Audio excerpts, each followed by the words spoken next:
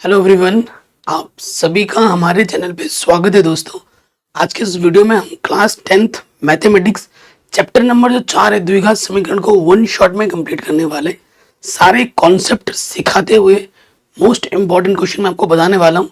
और ये मेरा दावा है कि ये क्वेश्चन या फिर इससे मिलते जुलते क्वेश्चन आपके बोर्ड एग्जाम में ज़रूर आएंगे। तो बिना किसी देरी के वीडियो को हम स्टार्ट करते हैं।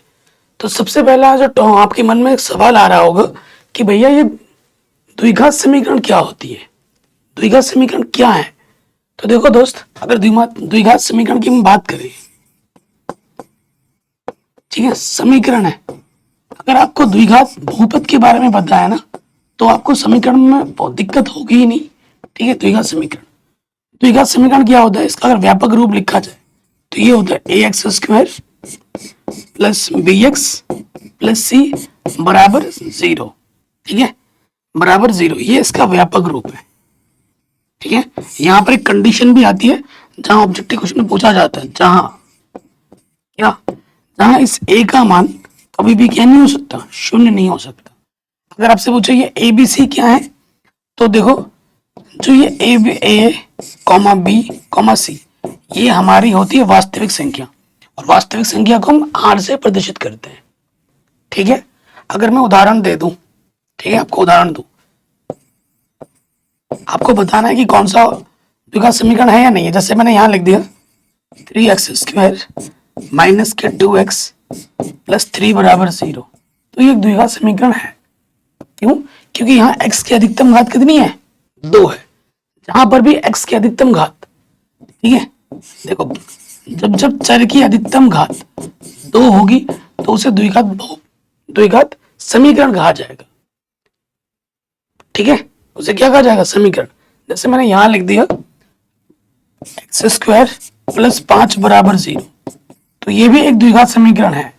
ठीक है, क्योंकि यहाँ x की अधिकतम घात कितनी है, 2 है, तो ये भी द्विघात समीकरण है, ये भी है। अब मैंने यहां लिख दिया x की घात 3 प्लस 2x² प्लस 5 बराबर 0, तो क्या ये द्विघात समीकरण है? बताइए, क्या ये द्विघात समीकरण है? नहीं, क्योंकि ये x की घात 2 तो है, लेकिन उससे बड़ी घात 3 है, तो ये त्रिघात समीकरण है, ये द्विघात समीकरण नहीं है। x की अधिकतम घात 2 होनी चाहिए। क्या अधिकतम घात हमारी कितनी होनी चाहिए, 2 होनी चाहिए, तभी जाके उस समीकरण को हम द्विघात समीकरण कह पाएंगे। अगर उससे कम या ज्यादा है तो फिर वो द्विघात समीकरण नहीं रहेगा। सिंपल सी बात है। अच्छा, एक चीज ये भी आ जाती है, x द्विघात समीकरण के कितने मूल होते हैं, तो 2 मूल होते हैं, जितनी घात उतनी मूल। ठीक है, मूल का मतलब शून्यक, उतने शून्यक। अब एक मैंने जनरली अपने हाथ से क्वेश्चन लिखा है, आपको पता करना है कि ये जो दे रखा है आपको समीकरण, ये द्विघात समीकरण है या नहीं है। तो पहले वाले में आ जाओ। पहले वाले में हमें दिया क्या है, x माइनस 2 का होल स्क्वायर प्लस 1, और इधर है 2x माइनस के 3। ठीक है जी। अब देखो यहाँ क्या है, a माइनस बी का होल स्क्वायर है, इसका सूत्र होता है a का स्क्वायर b का स्क्वायर माइनस का 2ab होता है। चलिए लगाओ सूत्र में, a की जगह पर x, a का वर्ग प्लस b का वर्ग माइनस का 2ab। ठीक है, प्लस में यहाँ 1 है, इधर है 2x माइनस 3। हल करते हैं दोनों तरफ, इधर आगे x², 2 का वर्ग करेंगे तो कितना हो जाएगा, 4, और 2 दूनी 4x प्लस 1। अब आपको क्या करना है, जो भी इस तरफ है उसको उठाकर इस तरफ लेके आना है।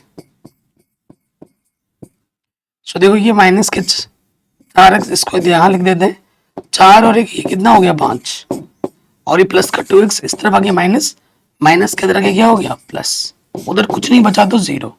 हल करो, x² माइनस के 4x माइनस के 2x माइनस के 6x, और 5 और 3 कितना हो गया 8। तो अब आप खुद देखो, यहाँ x की अधिकतम घात कितनी है, 2 है, तो ये द्विघात समीकरण हो जाएगा। क्या लिखोगे, क्योंकि x की अधिकतम घात 2 यहाँ उपस्थित है, अतः यह द्विघात समीकरण। ठीक है, ये हम लिख देंगे। अब सेकंड वाला मैं करके दिखाता हूं। ठीक है, सेकंड वाला हमारे पास क्या है, दिया है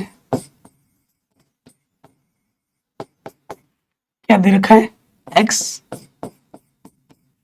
प्लस 1 प्लस में है 8, फिर हमारे पास है x प्लस 2 और x माइनस 2। ठीक, ये चीज है। हम देखो सूत्र जानते हैं किस रूप में, a plus B A minus B. छोटी कक्षाओं के सारे सूत्र ना मालूम होना चाहिए। तो सूत्र क्या होता है, ए स्क्वायर माइनस के बी स्क्वायर, और यहां गुणा करोगे तो क्या हो जाएगा, x की गुणा x से करोगे x की घात 2, फिर x की गुणा x से करोगे x एक कम x, और यहाँ 8, ये हो जाएगा a का स्क्वायर माइनस b का स्क्वायर। अब आप देखिए यहां से, देखो इस तरफ भी प्लस का एक्स स्क्वायर है, इस तरफ भी प्लस का एक्स स्क्वायर है। बराबर के दोनों तरफ अगर सेम टू सेम चीजें होती हैं तो वो कट जाती है, यानी कि हट जाती है, क्योंकि अगर प्लस का एक्स स्क्वायर इधर आएगा तो माइनस का एक्स स्क्वायर हो जाएगा, कट जाना है। तो यहाँ क्या बचा, एक्स और प्लस के 8 और इधर बचा माइनस के 4।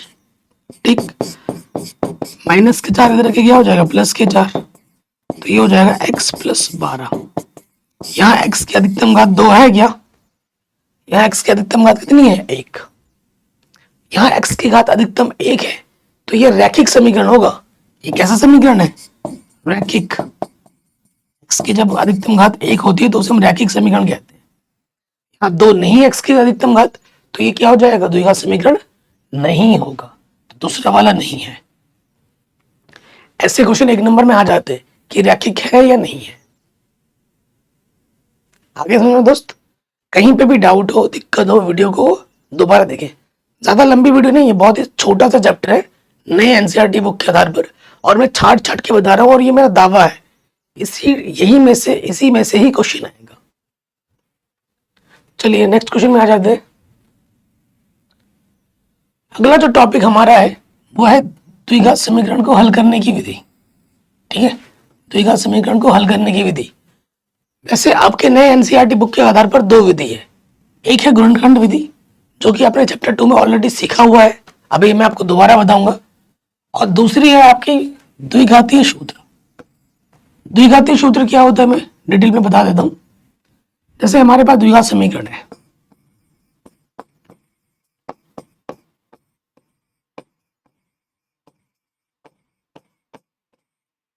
द्विघात समीकरण क्या होता है, A X square plus B X plus C बराबर 0। ठीक है, ये हमारा द्विघात समीकरण है। तो द्विघाती सूत्र से क्या होता है, श्रीधराचार्य का नियम भी कहते हैं इसको। द्विघाती सूत्र को श्रीधराचार्य का नियम भी कहा जाता है, याद रखना। तो यहाँ से x निकालना है, x मतलब मूल, x का मान निकालना। तो सूत्र होता है माइनस के B plus minus under root B square minus के 4ac बट्टे में 2a। ठीक है, एग्जाम में जिस विधि से बोला जाए कि इस विधि से करो, आपको उसी विधि से ही करना है। किसी दूसरी विधि से करोगे तो नंबर 0। यह सिंपल सा सूत्र है। अच्छा, इसका उपयोग कब किया जाता है, एक है गुणनखंड विधि। देखो जब आराम से गुणनखंड आपको द्विघात समीकरण दे रखा है, गुणनखंड हो जा रहा है तो आराम से लगा दो। इसका जरूरत कब है, द्विघात समीकरण कोई सा भी हो, उसका गुणनखंड हो या नहीं हो, ये भाई ये ऐसा सूत्र है ना, उसको हल कर ही देगा ये। तो ये मेरे विचार में जो सबसे बेस्ट मेथड है वो ये है, क्योंकि आप क्वेश्चन देख के क्या सोचोगे कि भाई गुणनखंड होगा नहीं होगा, इसी में बहुत टाइम वेस्ट हो जाएगा।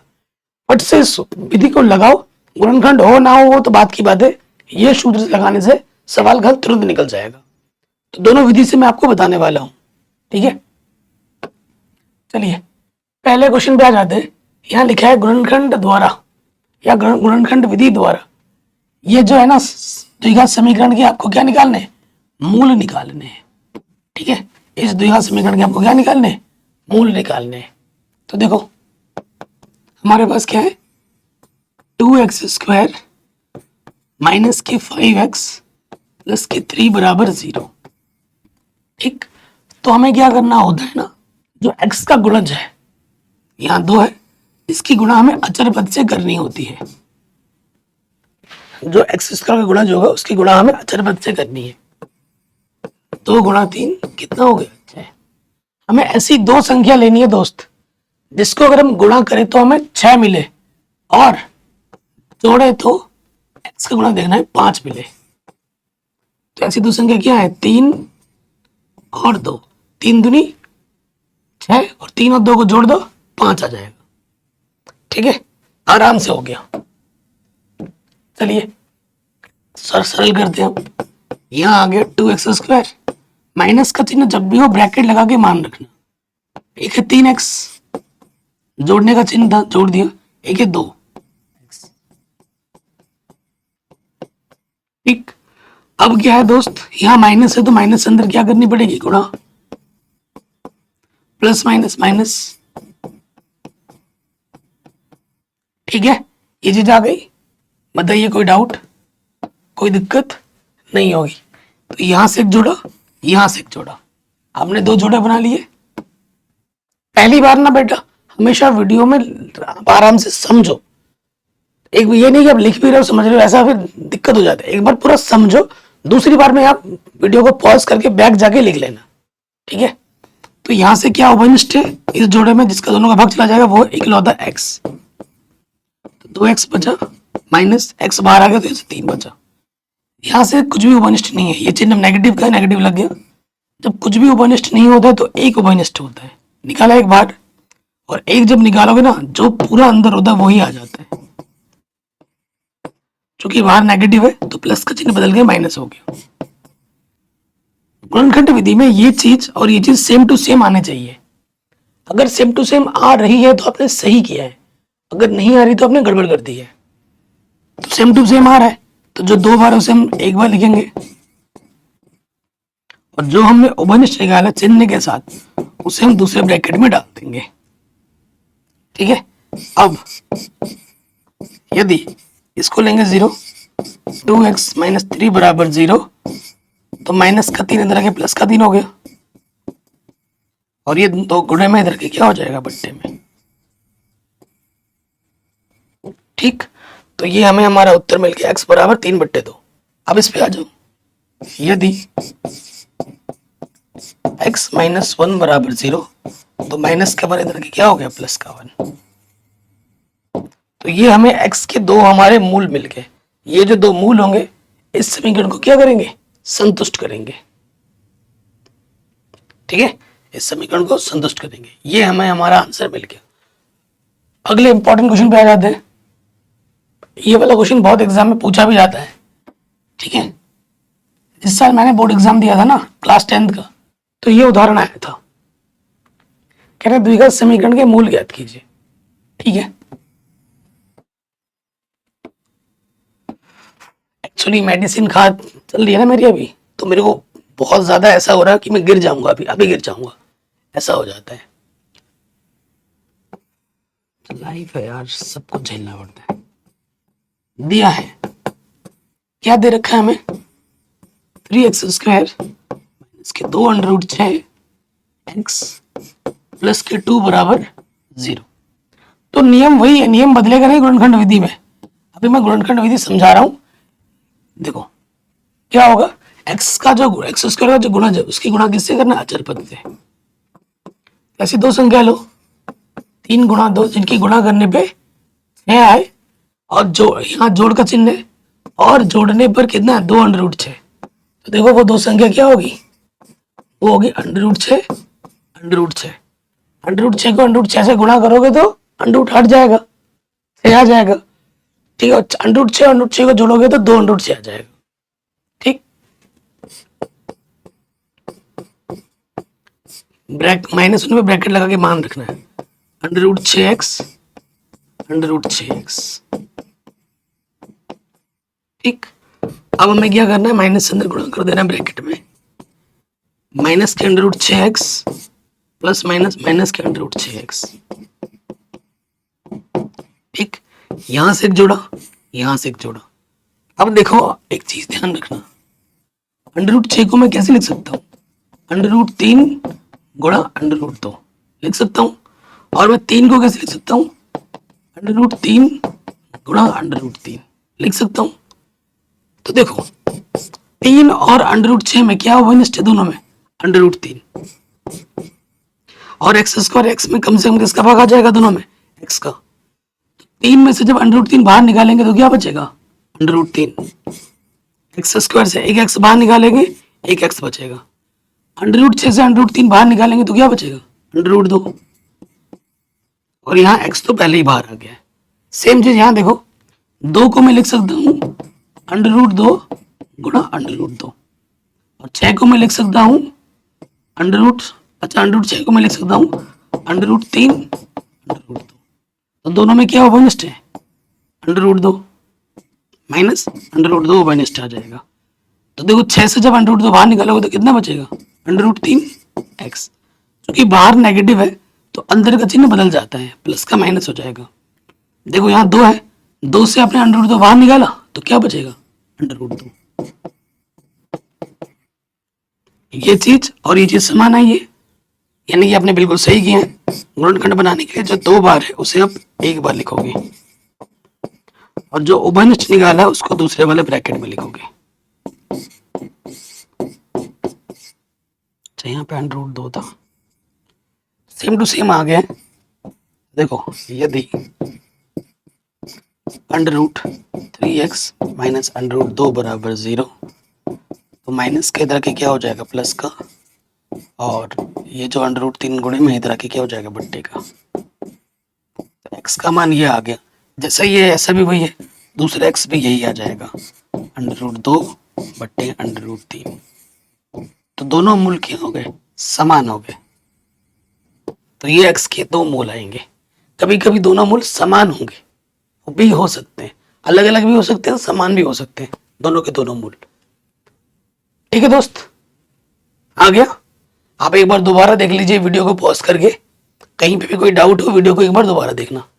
चलिए आगे बढ़ते हैं। क्वेश्चन शानदार जानदार है, ठीक है, और जो भी मैं बता रहा हूं वो मोस्ट मोस्ट मोस्ट इंपॉर्टेंट है।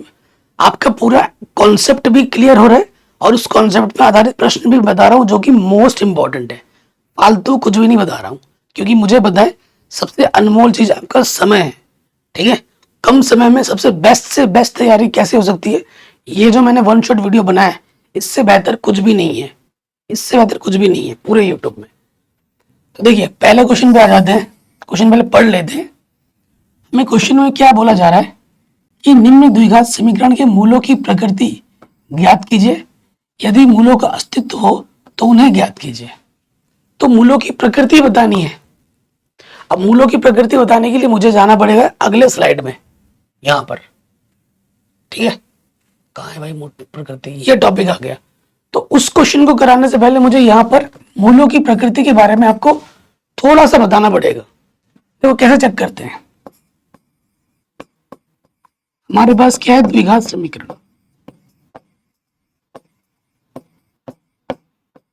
ठीक, द्विघात समीकरण क्या होता है भैया? A X square plus B X plus C बराबर 0। ये हमारा क्या होता है? द्विघात समीकरण होता है। जब हमें मूलों की प्रकृति निकालनी है उसके लिए हमें एक चीज निकालनी पड़ती है, उसे कहते हैं विविक्तिकर। उसे क्या कहते हैं? विविक्तिकर, जिसे हम डी अंग्रेजी में बोलते हैं डिस्क्रिमिनेंट। तो डी से वर्जित किया जाता है और इसका सूत्र होता है बी स्क्वायर माइनस के 4ac। देखो यहाँ ए पता होगा, बी पता होगा, सी पता होगा। कैसे निकालना है अभी क्वेश्चन करेंगे, आपको पता लग जाएगा। तो मूलों की प्रकृति निकालने के लिए हमें निकालना पड़ता है विविक्तिकर, जिसका सूत्र होता है डी बराबर बी स्क्वायर माइनस 4ac। इसके 3 कंडीशन है। ठीक है, 3 चीजें हो सकती हैं। देखो अगर अगर अगर डी का मान, ये लिखा है ना 0 से बड़ा हो, अगर डी का मान प्लस में आता है, अगर अब डी का मान प्लस में आता है, विविक्तिकर का मान प्लस में आता है, तो 2 भिन्न वास्तविक मूल होते हैं। 2 अलग अलग मान आएंगे और मान वास्तविक होगा। ठीक, आता है एग्जाम में 1 नंबर में ये क्वेश्चन आएगा ही आएगा, या तो ऑब्जेक्टिव में आएगा, सब्जेक्टिव में आएगा ही आएगा। विविक्तिकर पर आधारित पर प्रश्न, मूलों की प्रकृति पर आधारित प्रश्न 100% आएगा। अगर डी का मान 0 आ जाता है, ठीक है, इसका मान क्या आ जाता है? 0 आ जाता है। डी का मान अगर 0 आ जाता है तो बराबर वास्तविक मूल होते हैं, दोनों मूलों के मान समान होंगे। एक्स के जो 2 मान आएंगे ना वो बराबर होंगे। और अगर डी का मान 0 से छोटा यानी कि नेगेटिव में आता है तो कोई वास्तविक मूल नहीं होता है। यानी कि हल नहीं होगा, कोई वास्तविक मूल नहीं है। आप इस चीज को भी हल कर सकते हो कक्षा 11 में जाके, ठीक है, जो कॉम्प्लेक्स सम्मिश्र संख्या पढ़ोगे, कॉम्प्लेक्स नंबर्स, वहां आप इस चीजों को सीखोगे। तो ये मैंने आराम से पहले आपको बता दिया कि मूलों की प्रकृति में हमें क्या चेक करना पड़ता है, पहले विविक्तिकर, और विविक्तिकर निकालने के बाद ही हम प्रश्न को हल कर पाएंगे, और उसके बाद उस बता पाएंगे मूलों की प्रकृति के बारे में। अगर डी का मान धनात्मक आता है तो दो भिन्न भिन्न मूल होंगे, अगर डी का मान 0 होता है तो समान मूल होंगे, वास्तविक मूल होंगे, और अगर डी का मान माइनस में आता है तो कोई वास्तविक मूल नहीं होगा। ठीक है, कोई डाउट, कोई दिक्कत नहीं होगी। तो हम आते प्रश्न में। देखिए पहले वाले प्रश्न में आ जाते हैं। कहीं पे भी दिक्कत हो, डाउट हो, वीडियो को दोबारा देखें। दिया क्या है, 2x² माइनस की 3x प्लस 5 बराबर 0, ये हमें दे रखा है। अब आपको एक टिप्स पे और भी बताऊंगा। देखो जब भी आपको मूलों की प्रकृति निकालनी पड़े, यानी कि आप क्या निकालोगे, विविक्तिकर निकालोगे, जब जब विविक्तिकर निकालो तो उसके बाद आप द्विघाती सूत्र ही लगाना, श्रीधराचार्य का नियम ही लगाना, सबसे आसान पड़ेगा। लेकिन अगर आप थोड़े महान विद्वान बनना चाहते हो कि भाई विविक्तिकर निकाल दिया उसके बाद मैं गुणनखंड विधि से लगाऊंगा, तो भाई तुमसे बड़ा बेवकूफ नहीं है। ठीक है, मेरी बात का बुरा मत मानना, मैं आपको अच्छा, आपका बड़ा भाई होने के नाते, आपका दोस्त होने के नाते आपको बेहतरीन सजेशन देता हूँ कि क्योंकि ये सब अनुभव से आया है। ठीक है, जो समय बचता है बोर्ड एग्जाम में, चाहे वो 5 सेकंड बचे या 10 सेकंड बचे, हर एक सेकंड बोर्ड एग्जाम में कीमती होता है। ठीक है, सो यहां से देखो, चूंकि ए के स्थान पर क्या है, 2 है, बी के स्थान पर क्या है, चिन्हों का भी ध्यान रखना, माइनस के 3 है, एक्स का गुणज, और अचर पद हमारा क्या है, 5 है। तो मूलों की प्रकृति के लिए, मूलों की प्रकृति के लिए हमें क्या निकालना पड़ता है, विविक्तिकर।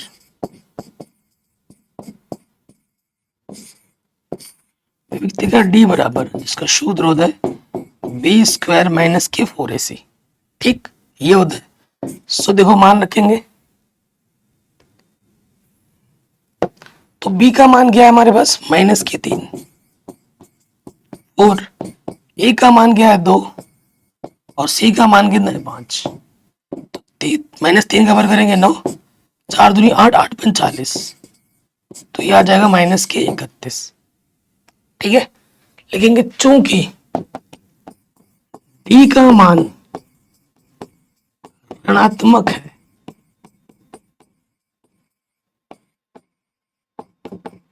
इसलिए कोई भी वास्तविक मूल नहीं होगा। ठीक है, और जब वास्तविक मूल नहीं होगा तो हम उसे हल नहीं कर सकते। ठीक है, वास्तविक मूल नहीं है तो हम इसको हल नहीं कर सकते। जब जब डी का मान माइनस में आएगा, देखो यहाँ डी का मान क्या है, माइनस में आया है, तो उसे हम हल नहीं कर पाएंगे। लेकिन लिखना होगा, क्यों, क्योंकि वास्तविक मूल नहीं है। इसको हल किया जा सकता है लेकिन वो आपके सिलेबस में नहीं है, वो है कक्षा 11 में। ठीक है, तो हम यहाँ यहीं पे रुक जाएंगे। अब आ जाओ इसके सेकंड वाले पार्ट में। ठीक है, सेकंड वाले पार्ट में देखो क्या दिया है,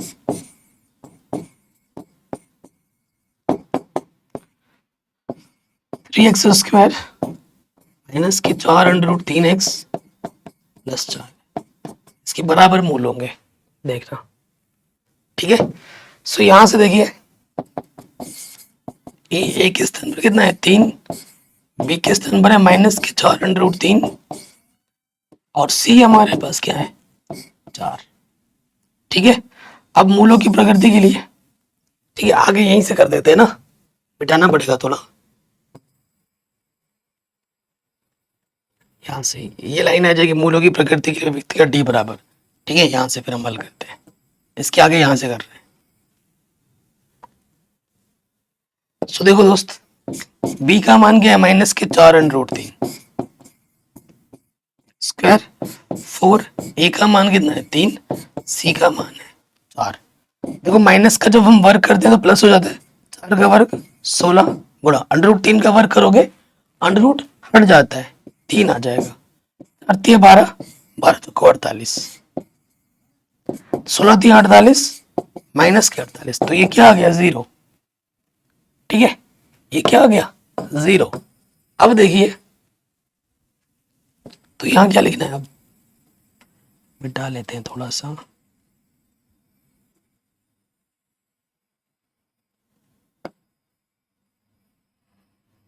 जब d का मान 0 होता है, ठीक है, तो हम क्या लिखेंगे, चूंकि d का मान क्या है, 0 है, ठीक है, और इसलिए वास्तविक मूल होगा तथा बराबर मूल होंगे। ठीक है, जब d का मान 0 आता है तो क्या होता है, मूल क्या होते हैं, बराबर होते हैं। देखो बच्चों, इसका एनसीईआरटी जो एक्सरसाइज है ना 4.1 4.2 4.3 वो मैंने डिटेल में करा रखे हैं। अगर आपने वो नहीं देखे तो मेरे तरीके से जैसे मैंने पढ़ा है उसको एक बार जरूर देखें, आपको गणित से प्यार हो जाएगा। इसके ऑब्जेक्टिव क्वेश्चन, इसके सब्जेक्टिव क्वेश्चन, मोस्ट इंपॉर्टेंट सारा कुछ पढ़ा रखा है, लिंक्स मिल जाएगा डिस्क्रिप्शन पे। तो इस वीडियो को देखने के बाद उसको जरूर देख लेना। ठीक है, ये हो गया। अब देखिए हम कैसे हल करेंगे, यहाँ लिखेंगे द्विघाती सूत्र से। द्विघाती सूत्र क्या होता है, x बराबर minus B plus minus B square minus के 4ac बट्टे में 2a, यही होता है, यही होता है ना। सो देखो दोस्त, माइनस बी कितना था हमारे पास, माइनस के 4√3 था, प्लस माइनस ये क्या है, बी स्क्वायर माइनस 4ac अभी आपने निकाला है, कितना आया था 0, डायरेक्ट 0 रख दो। इसीलिए मैं कहता हूं अगर आपने बी स्क्वायर माइनस 4ac निकाल लिया है तो ये प्रश्न आपके लिए बहुत ही सिंपल हो जाता है। 2a, ए का मान कितना है 3, रख दिया, तो माइनस माइनस प्लस 4√3 और प्लस माइनस 0 का वर्गमूल 0 होता है, बट्टे में 6। किसी भी संख्या में 0 जोड़ो या 0 घटाओ वही रहता है। ठीक है, एक वैसे तो एक बार प्लस में लेना होता है, एक बार माइनस में। प्लस में लेने पे भी किसी भी संख्या में 0 जोड़ोगे तो वही रहेगा, और माइनस जब लोगे डिटेल में ही कर देते हैं, नहीं तो बच्चे कंफ्यूज हो जाते हैं, और मैं बच्चों को कभी कंफ्यूज करना नहीं चाहता। चलिए करके डिटेल में दिखाते हैं। यहां तक आने के बाद ना आपको क्या करना होता है, एक बार प्लस में लेना होता है और एक बार माइनस में लेना होता है। ठीक है, ये चीज ध्यान रखना। देखो ये चीज हो गई। अब हमें एक बार क्या लेना होता है, प्लस चिन्ह लेने पर प्लस चिन्ह लेने पर क्या हो जाएगा, 4√3 प्लस 0 बट्टे में 6। किसी भी संख्या में 0 जुड़ा हो ही रहता है, तो 2 3 6, 2 दूनी 4, एक्स का मान आ गया 2√3 बट्टे 3। ठीक है, और बट्टे में कभी अंडर नहीं छोड़ते तो यहीं पे छोड़ देंगे। अब अगर इसका माइनस में ले लो, माइनस चिन्ह लेने पर जैसे ही माइनस चिन्ह लोगे, एक्स बराबर 4√3 माइनस के 0, एक बार प्लस लिया था एक बार माइनस, तो किसी भी संख्या से आप 0 घटाओगे तो वही हो जाएगा, 2 3 6, 2 दूनी 4, एक्स का मान क्या आ गया 2√3 बट्टे 3। तो देखो दोनों एक्स के मान सेम टू सेम आए, बराबर आए, यानी कि मूल समान है। ओके, ये प्रश्न बन गया। अगले प्रश्न में आ जाते हैं। क्या बोल रहे हैं, ये क्वेश्चन काफी बार पूछा गया बोर्ड एग्जाम में। दो क्रमागत धनात्मक पूर्णांक ज्ञात कीजिए जिनके वर्गों का योग 365 हो। ठीक है, तो देखो दोस्त, माना क्रमागत बोला है, एक के बाद एक, माना दो धनात्मक क्रमागत पूर्णांक,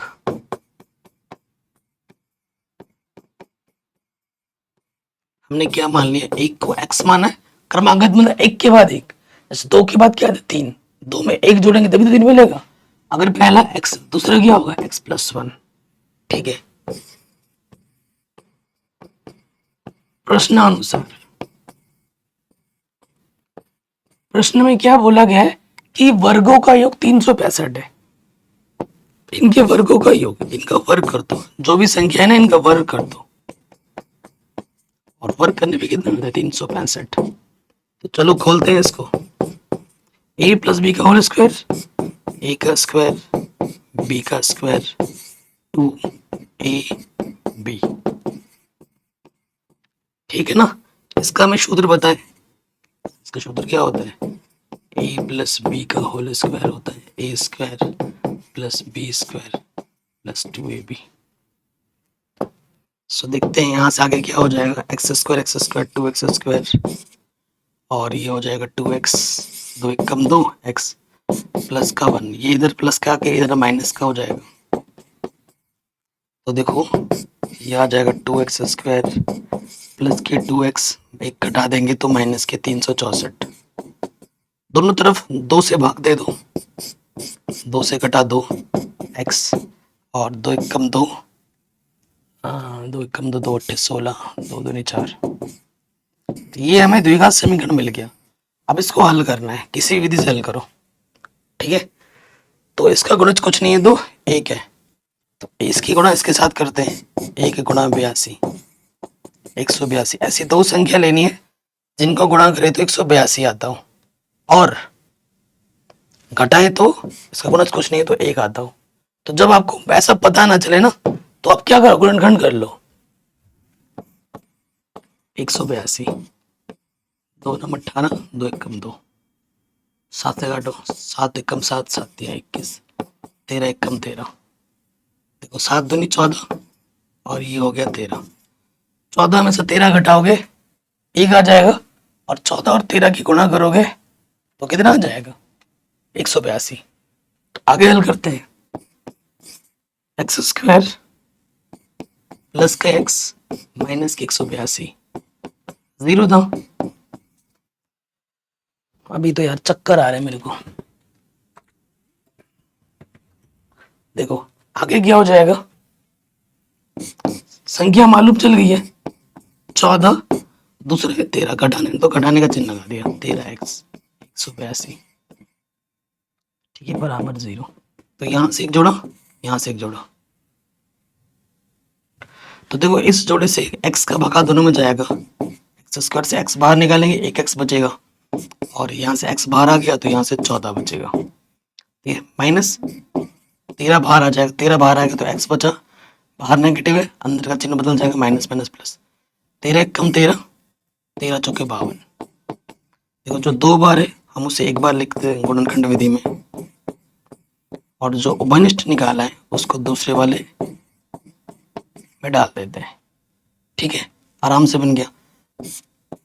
अब 0 मानो, यदि x + 14 को 0 मानेंगे तो प्लस का 14 इधर आके माइनस का हो जाएगा।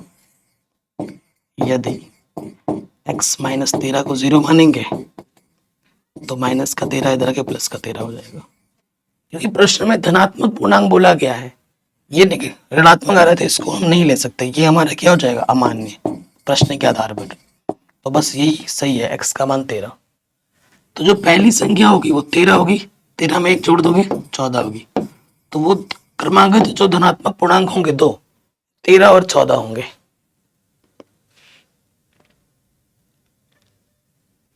ठीक है, ये हमें हमारा उत्तर आराम से मिल जाएगा। अगले क्वेश्चन पे आ जाओ, बहुत ही शानदार और जानदार प्रश्न है और मोस्ट इंपॉर्टेंट भी है। क्या बोल रहे हैं, एक कुटीर उद्योग। कुटीर उद्योग का मतलब क्या होता है, छोटे छोटे उद्योग जो घरों में ही, घर के अंदर ही चलते हैं, उसे हम कुटीर उद्योग कहते हैं। एक दिन कुछ बर्तनों का निर्माण करता है। एक विशेष दिन यह देखा गया है कि प्रत्येक नग मतलब बर्तन होता है, कि निर्माण की लागत रुपए में उस दिन के निर्माण किए गए बर्तनों की संख्या के दुगने से 3 अधिक थी। यदि उस दिन की कुल निर्माण की लागत 90 रुपए थी तो बर्तनों की संख्या और प्रत्येक बर्तन की कीमत बतानी है। नग मतलब बर्तन होता है, ठीक है, लागत बतानी है। शानदार क्वेश्चन है। सो देखो मान लेते हैं, माना उस दिन एक्स बर्तन बने, ठीक है, उस दिन हम मान लेते हैं एक्स बर्तन बने। तो हमें बोला है इस प्रश्नानुसार, फिर क्या हो जाएगा, प्रश्नानुसार एक बर्तन की लागत, एक नग या बर्तन, एक नग का मतलब बर्तन ही होता है, बर्तन की लागत या कीमत, बोला है कि जितने बर्तन उस दिन बने उसके दोगुने से, ठीक है, उस दिन के निर्माण किए गए बर्तनों की संख्या के दुगने से 3 अधिक थी। बर्तन कितने बने थे उस दिन, बर्तन बने थे उस दिन एक्स, उसके दुगने से 3 अधिक थी। ये बर्तन की, एक बर्तन की कीमत है, और उस दिन बर्तन बने कितने थे, एक्स। चूंकि कुल लागत, उस दिन कुल लागत कितनी है, 90 रुपए है। देखो अगर मैं बोलूं एक टॉफी की कीमत 2 रुपए है और तुमने 10 रुपए की पूरी टॉफी खरीद ली, तुमने कितनी टॉफी खरीदी, 2 पंजे 10, 5 टॉफी खरीदी ना। तो एक टॉफी की कीमत तुम्हें पता है, ठीक है, कितनी टॉफी बनी है वो भी तुम्हें पता है। तो उन दोनों की जब गुणा करेंगे तो कुल मूल्य के बराबर आएगा ना। तो वही चीज यहाँ पे करेंगे। तो जैसे देखो हमें टॉफी पता है, एक्स टॉफी है, मतलब हमारी बर्तन कितने बने, एक्स, और एक बर्तन की कीमत कितनी है, 2x + 3, और इसकी टोटल लागत कितनी हो जाएगी, 90 रुपए। ये प्रश्न में दे रखा है, ठीक है, आप यहां लिख सकते हो दिया है, ठीक। अब आपको क्या करना है, हल कर देना है, अंदर गुणा करो x, 2x गुणा x, x के बाद 2, ये हो जाएगा 3x, और प्लस का 90 इधर के क्या हो जाएगा, माइनस के 90। ये आ गया द्विघात समीकरण। अब इसको हल करना है, इसके गुणा इसके साथ, ऐसी दो, 90 दूनी 180, ऐसी दो संख्या लेनी है जिनका गुणा करे तो 180 है और घटाने पे 3 है, ठीक है। गुणनखंड करते हैं, तो 180 का गुणनखंड करो, 2 नम 18, 0, 2 हो जाएगा 45, 5 1, 5 नम 45, 3 तिया 9, 3 एकम 3, ठीक है। गुणनखंड कर दिया। अब जोड़ा बना के देखते हैं, कितना चाहिए घटाने पे 3, 3 तिया 9, यहाँ से 2 दूनी 4, और यहाँ से 5 तिया 15, 4 तिया 12, 12 और 15, 15 में से 12 घटाएंगे 3 आ जाएगा, हाँ बन गया। ऐसे देखना पड़ता है आइडिया लगा लगा कर, ठीक है। तो ये आ जाएगा 2x² प्लस का 3x माइनस का है 90। दो संख्या में मालूम चल गई, 15 और 12 बीच वाले में लिखना होता है ना इसके जगह पर। 15x में से जब हम 12x घटाएंगे तो 3x आ जाएगा, ठीक। यहां से एक जोड़ा, यहां से एक जोड़ा, तो देखो यहाँ से x ही भागा जाएगा दोनों में, तो x निकालेंगे तो 2 बच जाएगा, x² से 1x बाहर निकालेंगे तो 1x बचा, और यहाँ से 15 बचा। यहाँ से 6 का भागा जाएगा, 6 दूनी 12, x बचा, अंदर नेगेटिव है, चिन्ह बदल जाएगा, नेगेटिव का पॉजिटिव हो जाएगा, 6 कम 6, 3 बचा, 6 पंजे 30। देखो ये चीज और ये चीज बराबर है, यानी कि आपने सही किया है। अगर बराबर नहीं आ रही है तो गड़बड़ किया है। तो जो 2 बार उसे हम 1 बार लिखते हैं, और जो उपनिष्ठ निकालना है उसको दूसरे वाले ब्रैकेट में डाल देते हैं। यदि 2x + 15 = 0, तो प्लस की 15 इधर के हो जाएगा माइनस की 15, और 2 गुणे में था इधर के बट्टे में हो गया।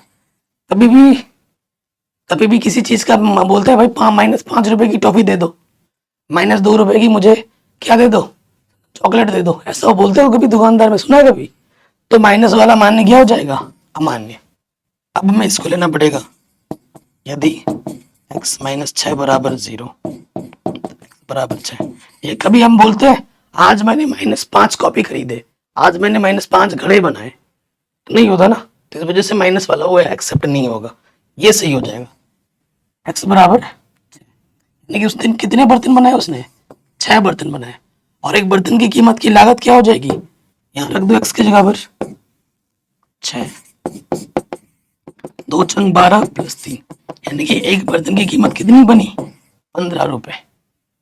ठीक है, यहाँ पर रख देंगे। तो एक बर्तन की कीमत 15 रुपए है, और उस दिन जो बर्तन बनी थी 15 छक्का 90, संतुष्ट भी हो रहा है कंडीशन। ठीक है दोस्त, कहीं पे भी डाउट हो, दिक्कत हो, एक बार दोबारा जरूर देखें प्रश्नों को। अब मूलों की प्रकृति के आधार पर कुछ क्वेश्चन मैंने लिए जो कि एग्जाम में आता है बार बार। देखो, विविक्तिकर भी पूछ देते हैं एग्जाम में, 1 मार्क्स में ऑब्जेक्टिव में आ जाता है। तो मैंने क्वेश्चन लिया है कि ये जो द्विघात समीकरण है, ठीक, इसका आपको विविक्तिकर ज्ञात करना है और मूलों की प्रकृति बतानी है। सिर्फ इतना, हल करने के लिए नहीं बोला है। तो देखो, ये लिखेंगे, दिया है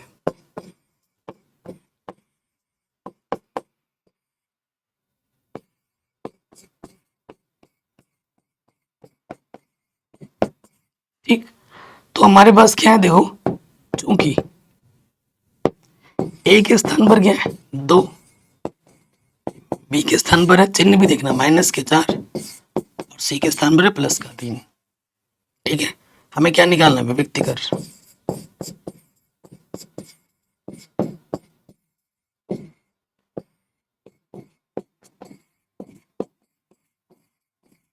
ये शूद्र होता है। अब देखिए, तो बी का मान क्या है, -4 स्क्वायर, और ए का मान है 2, सी का मान है 3, -4 का वर्ग 16, माइनस का वर्ग करने का प्लस हो जाता है, 4 दूनी 8, 3 24, तो ये कितना आ जाएगा, -8। ठीक, तो आप क्या लिखोगे, चूंकि डी का मान ऋणात्मक है, ठीक है, डी का मान ऋणात्मक है, इसलिए कोई भी वास्तविक मूल नहीं होगा।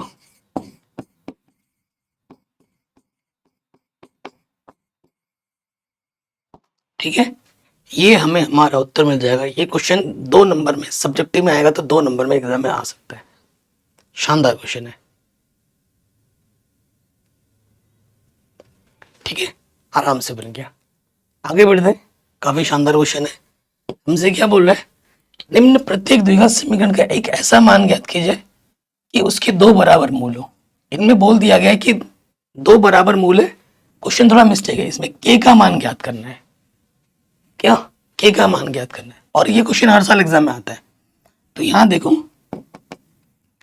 ये जो हमें समीकरण दे रखा है, ए की जगह पर कितना मान है, ए 2, बी की जगह पर एक्स का गुणज के है, और सी की जगह पर 3 है।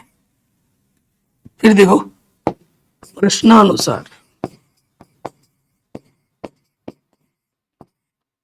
क्या है, 2 बराबर मूल है, 2 बराबर मूल के लिए। ठीक है, हर साल आता है एग्जाम में। जब 2 बराबर मूल होता है ना, तो हमारा जो विविक्तिकर होता है, डी का मान वो 0 होता है। ठीक है, क्या होता है, डी का मान 0 होता है, यानी कि डी का सूत्र क्या होता है, बी स्क्वायर माइनस का 4ac बराबर 0 होता है। अब मान रखो, बी का मान कितना है, के 4, ए का मान 2, सी का मान 3, 4 दूनी 8, 8 3 24, तो माइनस का 24 इधर के क्या हो जाएगा, प्लस का 24, तो 4 छंग 24 प्लस माइनस, इसको 24 को मैं ऐसे लिख सकता हूँ, 4 छंग 24। ठीक है, तो के का मान क्या हो जाएगा, प्लस माइनस 4 का वर्गमूल 2√6। ठीक है, एक प्लस में आएगा 2√6, एक माइनस में आएगा 2√6। ये हमें हमारा उत्तर आराम से मिल जाएगा। शानदार क्वेश्चन है, हर साल एग्जाम में आता है, हर साल। अगले वाले में आ जाते हैं।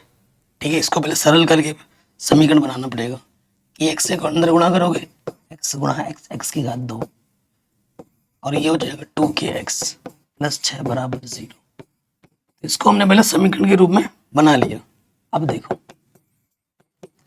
एक्स स्क्वायर का गुणज ये होता है, एक्स का गुणज ये होता है माइनस के 2 के, चिन्हों का भी ध्यान रखना। सी हमारे पास है 6। ठीक, फिर आ जाओ प्रश्नानुसार।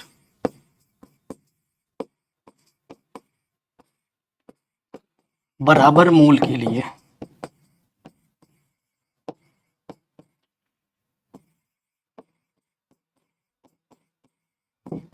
बराबर मूल के लिए क्या होता है दोस्त? बराबर मूल के लिए कंडीशन होती है कि जो विविक्तिकर होता है, विविक्तिकर d का मान शून्य लिया जाता है, यानी कि बी स्क्वायर माइनस 4ac का मान शून्य लिया जाता है। ठीक है, मान रखते हैं b का मान है माइनस के 2 के स्क्वायर कर दो, और a का मान k, c का मान 6, ये सब गुणे में आपस में, माइनस का वर्ग प्लस 2 का वर्ग 4 के स्क्वायर, 4 छंग 24 के। कई बच्चे क्या करते हैं, इसको उधर ले जाते हैं फिर काट के k का एक मान दिखाते हैं। अगर k की घात 2 है तो k के 2 मान आएंगे, ये ध्यान रखना। गुणनखंड बनाओ तो देखो 4 के दोनों में भाग चला जाएगा, 4 बाहर आ गया, k स्क्वायर से k बाहर आ गया, k बचा, 4 छंग 24, k ऑलरेडी बाहर है, 2 गुणनखंड बन गए। यदि 4k बराबर 0 तो देखो 4 गुणे में इधर के बट्टे में आ जाएगा, 0 के बट्टे में कुछ भी हो 0 होता है। यदि k माइनस 6 बराबर 0 तो माइनस का 6 इधर के क्या हो जाएगा, प्लस का 6। तो एक मान 0 होगा, दूसरा मान 6 होगा। शानदार क्वेश्चन है, आराम से बन गया।